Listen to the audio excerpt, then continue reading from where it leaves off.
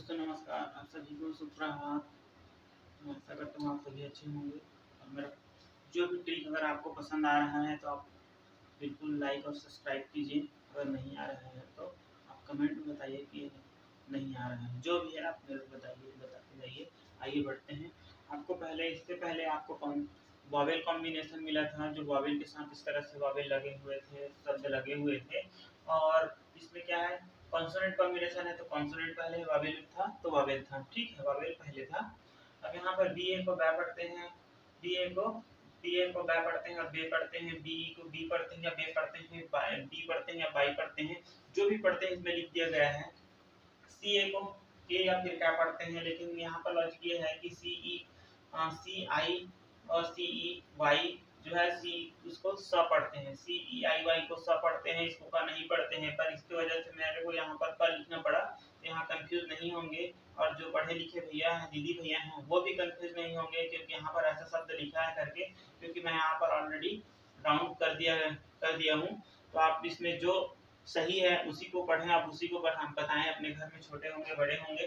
D A को day पढ़ते हैं या डा पढ़ते हैं, डी डे है ना, डी डाई, डू डो या फिर डो, और ड या फिर ड्यू, क्योंकि इंग्लिश वर्णमाला में डी यू को अ पढ़ा जाता है और हिंदी वर्णमाला में यू को उ पढ़ा जाता है। ठीक है, तो यहाँ पर देखिएगा, एफ ए को फै पढ़ते हैं, एफ ई को फी पढ़ते हैं या फिर फै पढ़ते हैं, फाई फी या फिर फाई, फो या फिर फॉ, फ या फिर क्यू। अगर यहाँ पर देखिए, यहाँ स्पेलिंग देखेंगे तो क्या है, सबका लॉजिक यहाँ पर देखते जाएंगे। यहाँ पर देखिए ये स्पेलिंग क्या है, कहीं पर भी जैसे हम लोग आते जाते रहते हैं, कहीं भी ईंटा पत्थर पड़ा हुआ है, उसका कोई महत्व नहीं है। जब उसको जोड़ दिया जाता है तो बहुत सारे महत्व बन जाता है, वो लॉजिक बन जाता है। ठीक है, और वहाँ पर क्या होगा, कोई घर या किसी भी तरह से स्टैचू या तो फिर मूर्ति वगैरह का निर्माण हो जाता है, उसका कोई वैल्यू नहीं रहता। ठीक है, उसी प्रकार इसके छोटे छोटे वाक्य को कोई वैल्यू नहीं है। जब इसको हम लोग वैल्यू बनाएंगे, इसका वैल्यू लाएंगे, उसको क्या करते हैं, कुछ खर्चा करते हैं या तो फिर उसमें मेहनत लगाते हैं, तो उसमें वैल्यू दिखने लगती है। तब ये क्या है, इसमें कुछ नहीं है, ये एक अमान्य तरह से लिखा हुआ है। ठीक है, अब इसमें हम लोग इसमें क्या करेंगे, एक स्पेलिंग फीड करते हैं, देखते जाइए, यहाँ लॉजिक निकल के आते जाएगा। और मैं चाहता हूँ कि आप लोग अंग्रेजी को इतने तेजी से सीखें कि इस तरह से कभी हुआ नहीं है। और इंग्लिश को सीखने के लिए बहुत अच्छी ट्रिक है, और ज़्यादा से ज़्यादा आप मेरे वीडियो को शेयर करें।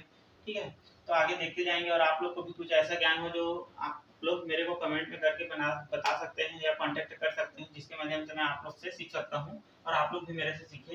जैसे सी यू हुआ है, किसको का पढ़ते हैं, पर क्यू पढ़ते हैं, तभी देखो यह कट हो रहा है, यहीं पर ई लगा देंगे तो क्यू हो जाएगा। यू का साउंड यू हुआ।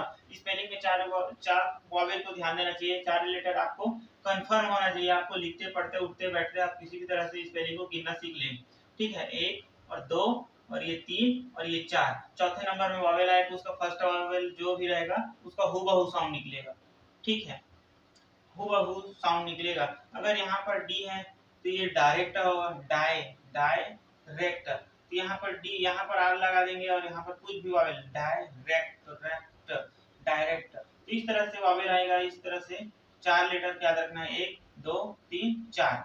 ठीक है, तो चौथे नंबर में अगर वॉवेल आएगा तो उसका पहला वाला नंबर का हूबहू साउंड, चाहे जो भी हो, कोई सा भी लेटर हो, तो इस तरह से साउंड निकलेगा। ठीक है, यहाँ पर फी लिखा है, फी या फिर फाई लिखा है, तो ये भी इस तरह से स्पेलिंग में बनेगा। जब स्पेलिंग सीखेंगे तो इसका लॉजिक मैं और बताऊंगा। ठीक है, अभी इसमें डाल दूंगा या डाल देता हूँ, इसका जो सेंस है वो नॉन सेंस में चले जाएगा और उसमें कोई मजा नहीं आएगा। इसके लिए हम लोग एक दिन अच्छे से प्रैक्टिस करेंगे। तब तक आप इसमें वॉवेल कॉम्बिनेशन और कॉन्सोनेंट कॉम्बिनेशन को जल्दी से कंप्लीट कीजिए। यहाँ ए से जेड तक कॉन्सोनेंट कॉम्बिनेशन लिखे, इसी प्रकार सभी का लिखते जाइएगा। यू को अ पढ़ते हैं, आप लोग को पूरी तरह से पता है और मेरे को बताना ही नहीं पड़ेगा, सबको पता है। लेकिन यहाँ पर लॉजिक ये होता है कि स्पेलिंग क्यों मिस्टेक होता है, हम लोग आगे चलते जाएंगे स्टेप बाय स्टेप। तो आप जल्दी से जल्दी इसको कंप्लीट कीजिए, कॉम्बिनेशन को, कॉन्सोनेंट कॉम्बिनेशन को कंप्लीट करने के बाद हम लोग और आगे बढ़ेंगे। तो आप, मैं आशा करता हूँ आप बहुत बेहतरीन तरीका से करेंगे और करके देखिए, स्पेलिंग में मिस्टेक नहीं होगा। इसका एक एक साउंड को मैं आपको बताऊंगा, परिचय कराऊंगा। जो भी है, आप 12 खड़ी पढ़ेंगे तो आपकी स्पेलिंग पूरे रॉन्ग दिशा पे जाएगा, एकदम से गलत हो जाएगा। लेकिन 5 खड़ी पढ़ेंगे तो यहाँ 5 खड़ी में पूरी तरह से 100% आपका स्पेलिंग सही निकलेगा।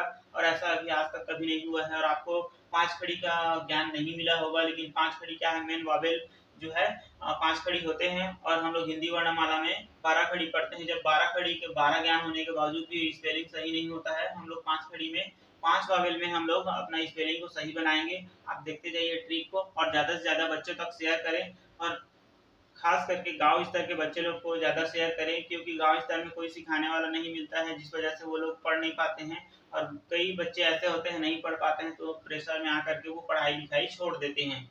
तो ऐसा ना हो और ज़्यादा से ज़्यादा शेयर करें ताकि और आगे हम लोग सीखें। Thank you.